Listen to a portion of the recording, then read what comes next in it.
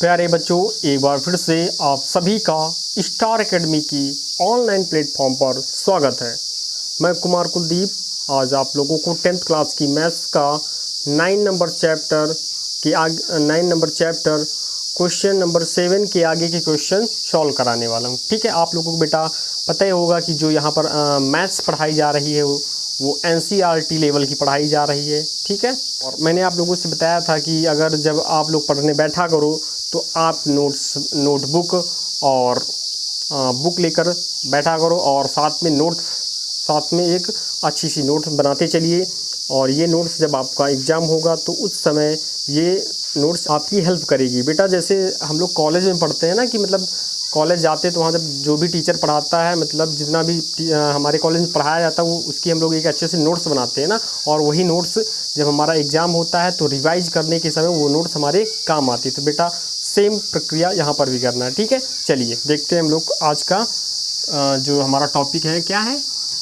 Topic है maths और maths का ये 8 नंबर क्वेश्चन है। ठीक है, क्या है बेटा, लिखा है एक पेडस्टल के शिखर पर एक 1.6 मीटर ऊंची मूर्ति लगी है। भूमि के एक बिंदु से मूर्ति के शिखर का उन्नयन कोण 60 अंश है और उसी बिंदु से पेडस्टल के शिखर का उन्नयन कोण 45 अंश है। पेडस्टल की ऊंचाई ज्ञात कीजिए। बेटा एक वेरी सिंपल क्वेश्चन, हमें केवल क्वेश्चन की लैंग्वेज के हिसाब से फिगर ड्रा कर लेना। ठीक है, तो क्या लिखा है बेटा, एक पेडस्टल के शिखर पर एक 1.6 मीटर ऊंची मूर्ति लगी है। ठीक है,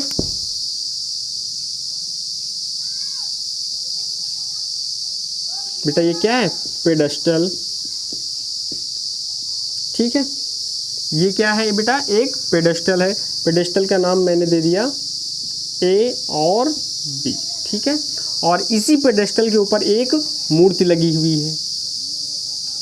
ये क्या लगी बेटा, मूर्ति लगी।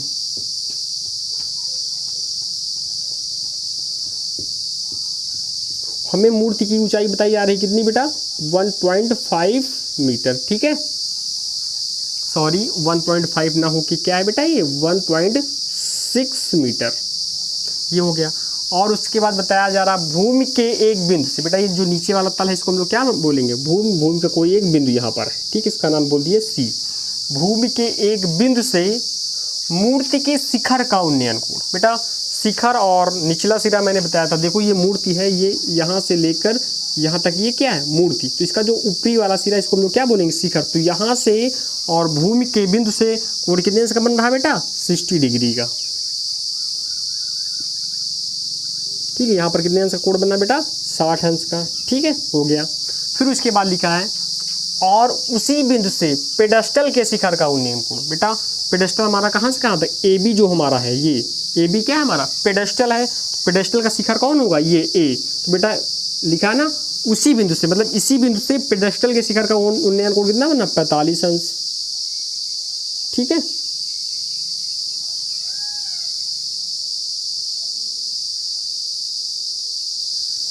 ये हो गया। यहाँ पर कोण कितने अंश का बन रहा है बेटा, 45 डिग्री। तो हमें बताना क्या है, पेडस्टल की ऊंचाई ज्ञात करना है। ठीक है, तो जो हमारा AB ये क्या है, पेडस्टल, तो इसकी ऊंचाई हम लोग मान लेते हैं H। यहाँ पर नामकरण कर दो, ये हो गया ABC और इसको D बोल दो। ठीक है, D है बेटा ये। तो यहाँ पर हम लोग लिखेंगे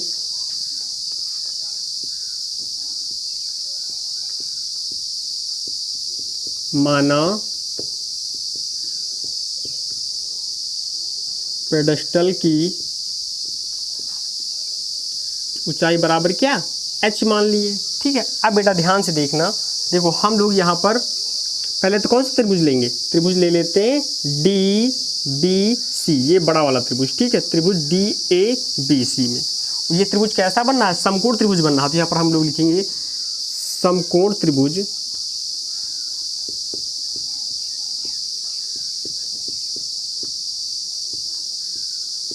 बेटा कौन सा त्रिभुज है, DBC में ना, समकोण त्रिभुज DBC में। ठीक है, और ये अगर ये त्रिभुज समकोण है तो इस भुजा को हम लोग क्या मानेंगे, कर्ण, और इसको क्या मानेंगे, लंब। ठीक है, और इसको क्या मानेंगे, आधार। समझने के लिए बता रहे हैं। ठीक है, अब देखो बेटा, यहाँ पर हमें DB पता है और CB निकालना है, ठीक है। वैसे तो निकालना है हमें, ये AB निकालना है, ठीक, लेकिन उससे पहले हमें CB निकालना होगा, ठीक है। तो CB क्या है, ये पेडेस्टल से बिंदु की दूरी है, ठीक है। तो चाहे इसको मान लो या CB ही रहने दो, कोई प्रॉब्लम नहीं, ठीक है। हम लोग इसको CB ही रहने देते हैं, ठीक है। तो बेटा देखो, ये लंब है और ये आधार है, तो लंब और आधार किस में आता है बेटा, tan थीटा में आता है। तो यहाँ पर हम लोग tan थीटा का फॉर्मूला अप्लाई कर देंगे, ये हो जाएगा क्या, tan थीटा इक्वल टू क्या हो जाएगा बेटा, लंब बटे आधार होता है, लंब हमारा क्या है DB और आधार क्या है बेटा BC या CB, ठीक। थीटा के स्थान पे हम लोग कितना लिखेंगे, बेटा, पूरा त्रिभुज ले रहे हैं बड़ा वाला, तो कितना लिखेंगे 60 डिग्री हो जाएगा। tan 60 degree equal to DB को हम लोग लिख सकते हैं बेटा DA प्लस AB अपान क्या BC। tan 60 की वैल्यू क्या होती है √3 इक्वल टू कितना हो जाए, DA कितना है बेटा 1.6, AB कितना है बेटा H और BC ही रहेगा, ठीक है। यहाँ पर ट्रांसफर कर दो तो हो जाएगा √3 और नहीं ऐसा करो, इस BC को इधर ट्रांसफर कर दो, √3 को इधर, तो हो जाएगा BC equal to 1.6 plus H upon √3, इसको बोल दो समीकरण फर्स्ट, ठीक है। अब हम लोग क्या करेंगे, छोटा वाला त्रिभुज ले लेंगे। त्रिभुज कौन सा, ये वाला ABC, छोटा त्रिभुज ले लो।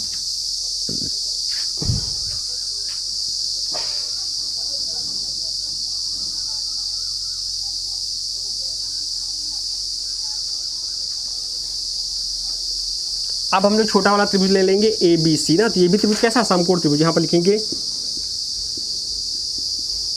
समकोण त्रिभुज ABC में अगर यहाँ पर बात करें तो बेटा यहाँ पर हमें लंब दिया गया है और आधार है, यहाँ पर हम लोग लेंगे tan, यहाँ पर भी लेंगे तो हो जाएगा tan 45 इक्वल टू क्या हो जाएगा AB बाई BC, ठीक है। इधर सॉल्व कर लेते हैं। देखो बेटा, यहाँ tan थीटा ही लिख दो, ये क्या है tan थीटा इक्वल टू हो जाएगा AB बाई BC। थीटा के स्थान में कितना लिखेंगे 45, तो हो जाएगा tan 45 डिग्री इक्वल टू क्या, AB लिखा, AB के स्थान पे हम लोग लिखेंगे H, नीचे क्या लिखेंगे BC, तो tan 45 का मान होता है 1H अपान BC, ये हो जाएगा BC इक्वल टू क्या H, है ना, ये तो होगा। अब क्या करेंगे, BC का मान समीकरण 1 में रखने पर, ठीक, समीकरण 1 क्या है बेटा, ये है BC equal to 1.6 plus H upon √3, तो BC के स्थान पे हम लोग लिख देंगे क्या H बराबर 1.6 प्लस H अपान क्या √3, बेटा √3 से मल्टीप्लाई करो तो क्या हो जाएगा √3 H equal to 1.6 plus H, ये इधर आएगा तो हो जाएगा क्या √3H minus H equal to 1.6 ना, यहाँ से H कॉमन ले लो तो बेटा बचेगा √3 माइनस 1 और इक्वल टू 1.6, और इसको उधर भेजो तो हो जाएगा, इधर देख लेते हैं, √3 माइनस 1 को उधर ट्रांसफर कर दो तो क्या हो जाएगा, अपान में जाएगा तो हो जाएगा H equal to 1.6 upon under √3 minus 1। अब क्या करेंगे, परिमेयकरण कर देंगे, मतलब √3 प्लस 1 से ऊपर नीचे गुणा कर देंगे, ठीक है। तो ये हो जाएगा बेटा H equal to 1.6 into √3 plus 1, नीचे कितना आएगा बेटा, देखो एक ब्रैकेट में a माइनस बी, एक ब्रैकेट में a प्लस बी, तो हो जाएगा a square minus B square, मतलब √3 का होल स्क्वायर, तो कितना आएगा बेटा 3, और 1 का स्क्वायर करो तो 1 आएगा, 3 से 1 घटाओगे ना 2 आएगा, तो ये हो जाएगा H equal to 0.8 under √3 plus 1, यही क्या आ गया आंसर। तो मतलब जो हमारा ये पेडेस्टल है, पेडेस्टल की ऊंचाई कितनी आई बेटा 0.8 इंटू √3 प्लस 1, ठीक है। आप लोग क्या करना, इस वीडियो को चाहे तो पॉज करके नोटबुक पे नोट कर लेना या स्क्रीनशॉट ले लेना। चलिए बेटा, अब हम लोग देखते हैं 9 नंबर क्वेश्चन, ठीक है। 9 नंबर क्वेश्चन क्या लिखा है, एक मीनार के पाद बिंदु से एक भवन के शिखर का उन्नयन कोण 30 अंश है और भवन के पाद बिंदु से मीनार के शिखर का उन्नयन कोण 60 अंश है। यदि मीनार 50 मीटर ऊंची हो तो भवन की ऊंचाई ज्ञात कीजिए, ठीक है। चलिए बेटा ध्यान से व्हाइट बोर्ड की तरफ आप लोग ध्यान दीजिए, क्या लिखा है, एक मीनार। तो सबसे पहले हम लोग क्या करेंगे, एक मीनार बना देंगे।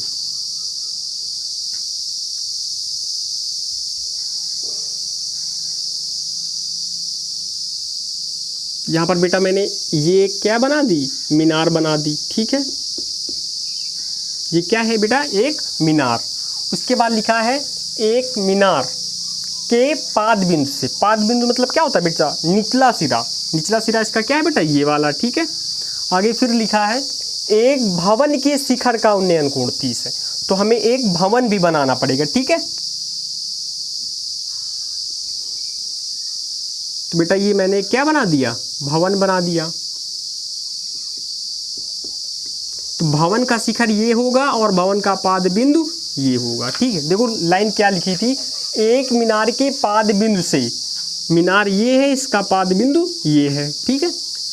एक भवन ये है, इसका शिखर कहाँ है, ये ठीक है ना। एक भवन के शिखर का उन्नयन कोण 30 अंश, मतलब जो ये मीनार बनी हुई है इसके पाद बिंदु से मीनार के शिखर का उन्नयन कोण कितना है बेटा, 30 अंश, ठीक है। इसको ऐसे करके मिला दो, ठीक है। और इसको ऐसे, जो ये वाला एंगल बनेगा ना बेटा, ये 30 अंश का बनेगा, ठीक है। फिर आगे लिखा है और भवन के पाद बिंदु, भवन कौन बेटा, ये, इसका पाद बिंदु ये होगा। भवन के पाद बिंदु से मीनार के शिखर का उन्नयन कोण, मतलब इस बिंदु से मीनार ये, इसका शिखर कहाँ होगा, ये, तो इस बिंदु से यहाँ पर कितने से कोण बनना है बेटा, 60 अंश का, ठीक है।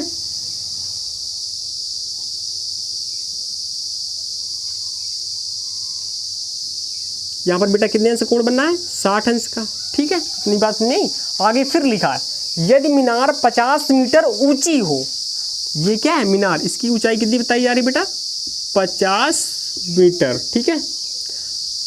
तो भवन की ऊंचाई ज्ञात कीजिए, ये भवन ना बेटा, हमें इसकी ऊंचाई ज्ञात करना। नाम कर दो बेटा, नामकरण कर दो A B C और ये D, ठीक है।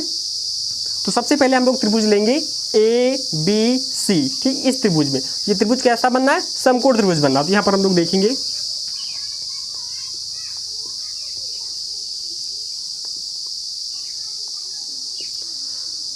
समकोण त्रिभुज,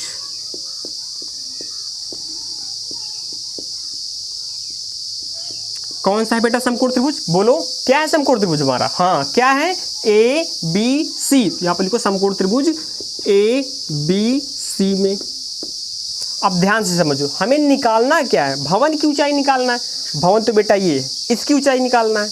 तो देखो इसकी ऊंचाई निकालने के लिए मतलब इस भुजा की आवश्यकता पड़ेगी, और ये भुजा तभी निकलेगी जब हमें ये वाली भुजा पता चल जाएगी।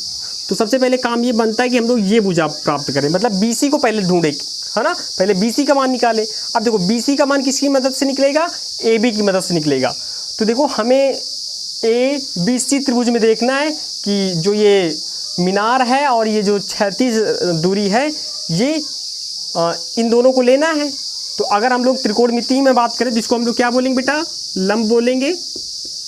अगर मतलब इसको समकोण त्रिभुज में बात करें तो ये क्या है, लंब बेटा, ये क्या है, आधार है। तो बेटा लंब और आधार किस में आता है, tan थीटा में। तो यहाँ पर हम लोग ले लेंगे tan थीटा। तो हो जाएगा बेटा tan थीटा इक्वल टू, लंब क्या है बेटा AB और बटा आधार, आधार क्या है BC। थीटा के स्थान पे हम लोग कितना लेंगे, 60 अंश। तो हो जाएगा tan 60 अंश इक्वल टू AB बेटा कितना है 50, BC हमें निकालना। tan 60 की वैल्यू क्या होती है, √3 इक्वल टू 50 बटा BC। देखो BC इधर आएगा और √3 इधर जाएगा, तो हो जाएगा BC इक्वल टू 50/√3, ठीक है। BC की वैल्यू हमने ये निकाल लिया, हो गया। अब हम लोग त्रिभुज कौन सा लेंगे, देखो BC की वैल्यू प्राप्त हो गई, तो भवन की ऊंचाई लाना है, तो इसको हम लोग मान लेते हैं। यहाँ पर हम लोग लिखेंगे माना भवन की ऊंचाई क्या, H। अब हम लोग त्रिभुज कौन सा लेंगे, त्रिभुज DCB में। तो यहाँ पर लिख लो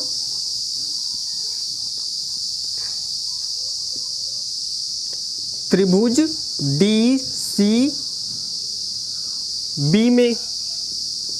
तो यहाँ पर देखो ये लंब है, ये आधार, लंब और आधार किस में आता है, tan थीटा में। तो हम लोग लिख लेंगे tan थीटा, थीटा के स्थान पे हम लोग कितना लिखेंगे बेटा 30 अंश। ये हो जाएगा tan बेटा क्या हो जाएगा tan 30 अंश इक्वल टू क्या होगा, लंब, लंब हमारा क्या है H और आधार क्या है BC। BC का मान हम लोग यहाँ निकाल चुके, कितना निकाल चुके चाहे तो ऐसे रहने दो, चाहे BC लिख दो, बाद में हम लोग वैल्यू पुट करेंगे, ठीक। √3 tan 30 की वैल्यू क्या होती है 1/√3 इक्वल टू h/BC। BC के स्थान पे हम लोग लिखेंगे 50/√3, ठीक है। अब यहाँ पर हम लोग क्या करेंगे, क्रॉस मल्टीप्लाई करेंगे, मतलब इसका गुणा इससे, इसका गुणा इससे, तो ये गुणा इधर जाएगा, कितना हो जाएगा 50/√3 इक्वल टू h√3, ठीक है। और ये √3 इधर आएगा तो हो जाएगा 50/√3 into √3 equal to h। Solve करो, ये हो जाएगा 50/3, कितना आएगा बेटा 50/3 इक्वल टू h। सॉल्व करो, सॉल्व करो, कितना हो जाए 3 × 1 = 3, 3 × 1 = 3। यहाँ पर बेटा कितना बचा 2 बचा, 6 × 3 = 18, फिर 2 बचा, पॉइंट लगाओ, 6 × 3 = 18, ठीक है। फिर यही आएगा ना लगभग, h इक्वल टू आएगा 16.66 करके ऐसे आएगा, तो इसको 7 मान लो, ठीक है। ये क्या हो जाएगा बेटा हमारा आंसर, ठीक है। चलिए बेटा अब हम लोग देखते हैं 10 नंबर क्वेश्चन, ठीक। क्या लिखा है बेटा 10 नंबर क्वेश्चन, एक 80 मीटर चौड़ी सड़क के दोनों ओर आमने सामने समान लंबाई के 2 खंभे लगे हुए हैं। इन दोनों खंभों के बीच सड़क के एक बिंदु से खंभों के शिखर के उन्नयन कोण क्रमशः 60 अंश और 30 अंश हैं। खंभों से बिंदु की दूरी और खंभों की लंबाई ज्ञात कीजिए, ठीक है। तो क्या लिखा है, एक 80 मीटर चौड़ी सड़क, तो हम लोग एक सड़क बना देंगे पहले बेटा। ये क्या है, एक 80 मीटर चौड़ी सड़क है, ठीक। सड़क ऐसे जा रही है ऐसे, ठीक है। ये क्या है 80 मीटर चौड़ी, ठीक है। ये सड़क है, सड़क के दोनों ओर क्या लगे हैं, समान लंबाई के खंभे लगे हैं, ठीक। एक खंभा इस कोने पर है, ठीक है, और एक खंभा इस कोने पर है। इन दोनों खंभों की लंबाई क्या है बेटा, समान है, ठीक है, हो गया। अब उसके बाद बताया जा रहा है सड़क पर कोई एक बिंदु है, ये बिंदु हम यहाँ पर ले रहे हैं, ठीक है। तो इस बिंदु से एक खंभे का कोण 30 अंश बन रहा है और दूसरे का 60 अंश बन रहा है, ठीक है।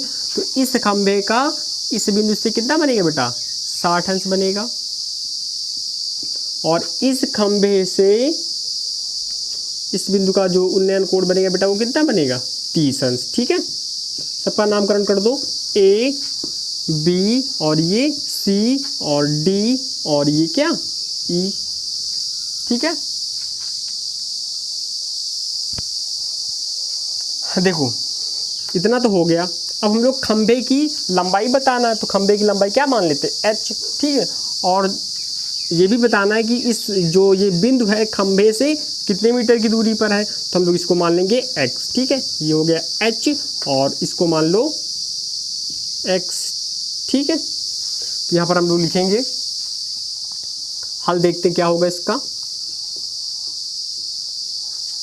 माना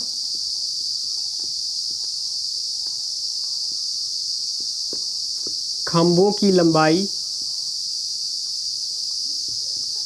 क्या माने h, मतलब अगर इस लंबे की इस खंभे की लंबाई h है तो इस खंभे की भी लंबाई कितनी होगी h, क्यों, क्योंकि क्वेश्चन में बताया जा रहा है कि दोनों आपस में बराबर है, ठीक है। और उसके बाद हम लोग लिखेंगे माना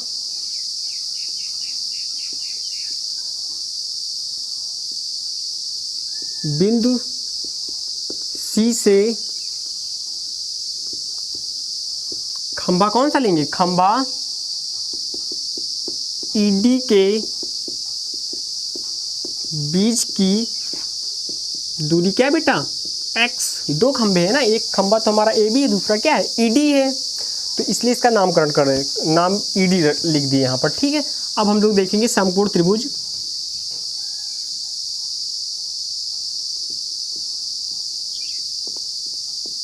समकोण त्रिभुज कौन सा ले लो, कोई भी एक त्रिभुज ले सकते हो, चाहे ये वाला लो चाहे ये वाला। तो हम ले रहे हैं त्रिभुज EDC में, त्रिभुज EDC में यहाँ पर ये एक समकोण त्रिभुज बन रहा है, तो ये होगा लंब, ये क्या होगा आधार, तो यहाँ पर हम लोग क्या लेंगे बेटा, tan थीटा, ये हो जाएगा tan थीटा इक्वल टू लंब क्या है बेटा, DE बटे आधार क्या है हमारा, CD, क्या है बेटा आधार CD। तो थीटा के स्थान में कितना लिखेंगे बेटा 30, तो हो जाएगा tan 30 इक्वल टू DE कितना है, DE बेटा कितना हो जाएगा, H होगा, ठीक है। तो ये हो जाएगा H अपान CD कितना है बेटा X, तो tan 30 का मान कितना 1/√3 equal to H upon X, और ये X उधर जाएगा तो हो जाएगा X अपान √3, या हाँ ठीक है ऐसे रहने दो, कोई प्रॉब्लम नहीं, H, ठीक है। अब हम लोग त्रिभुज कौन सा लेंगे, ये वाला त्रिभुज ABC। तो यहाँ पर लिखो त्रिभुज ABC में यहाँ पर ये लंब है, ये आधार है, तो ये हो जाएगा क्या, इधर लिख लेते ऊपर,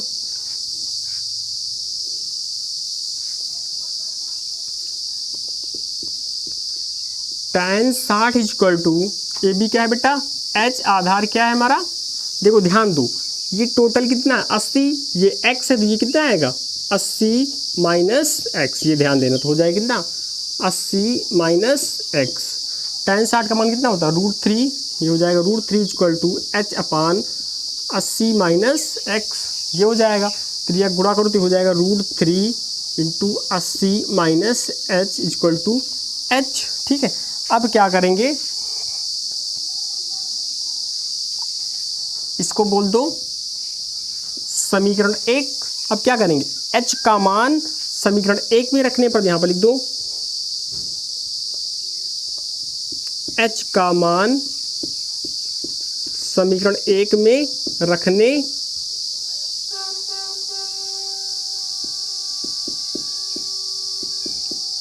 पर, तो समीकरण 1 बेटा क्या है √3 इंटू 80 माइनस यहाँ पर क्या होगा बेटा x है, ठीक है, 80 minus x equal to h के स्थान पे हम लोग कितना लिखेंगे x/√3, ये हो जाएगा x/√3, √3 इधर जाएगा तो कितना हो जाएगा, √3 का मल्टीप्लाई √3 से करो कितना आएगा बेटा 3 into 80 minus x equal to क्या x, यहाँ पर मल्टीप्लाई कर दो तो हो जाएगा कितना 240 equal minus 3x equal to x, ये उधर जाएगा तो हो जाएगा 240 इक्वल टू 4x, ठीक है। इधर देख लेते हैं, और 4 इधर आएगा तो कितना हो जाएगा 240 बटा 4 बराबर x, इसको काटो 6 को 24, x बराबर कितना है बेटा 60। मतलब जो हमारा खंभा ED था, इसकी इस बिंदु से दूरी कितनी आई बेटा 60, और इस वाले बिंदु की दूरी कितनी आएगी 20, 80 से घटा दोगे 60 तो ये आएगी 20। अब हमें खंभे की ऊंचाई बताना, तो अब क्या करेंगे, x का मान समीकरण 1 में रखने पर, ठीक है। तो समीकरण 1 क्या है बेटा, ये ना √3 80 माइनस x के स्थान पर कितना लिखेंगे 60 लिखेंगे, बराबर h लिख देंगे, ठीक है। तो हो जाएगा √3 कितना 20, ये किसका मान आ गया h, ये हो गई खंभों की लंबाइयाँ, ठीक है। बेटा आप लोग क्या करना है, इसका स्क्रीनशॉट ले लेना या वीडियो पॉज करके सॉल्यूशन को नोट कर लेना, ठीक है। बेटा अगर आप लोगों को ये वीडियो लेक्चर पसंद आता है तो आप हमारे चैनल को सब्सक्राइब, वीडियो को लाइक शेयर करिएगा, ठीक है, कि जिससे अधिक से अधिक लोग स्टार एकेडमी टीम से जुड़ सके, ठीक है। धन्यवाद।